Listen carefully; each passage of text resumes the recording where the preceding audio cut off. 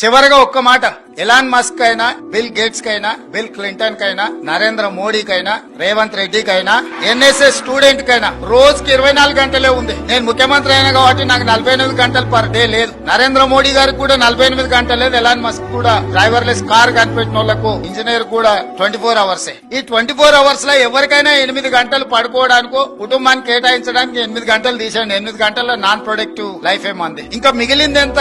16 hours. ఈ 16 గంటల్ని ఏ vertical కింద మీ life ను డిజైన్ చేస్తారో, డిఫైన్ చేస్తారో, ఫోకస్ చేస్తారో ఆ 16 గంటలలో మీరు చేసే పనిని బట్టి మీరు ఒబామా కావచ్చు, మీరు బిల్ గేట్స్ కావచ్చు, బిల్ క్లింటన్ కావచ్చు, నరేంద్ర మోడీ కావచ్చు, రేవంత్ రెడ్డి కావచ్చు, లేకపోతే జితేందర్ శ్రీనివాస్ రెడ్డి కావచ్చు.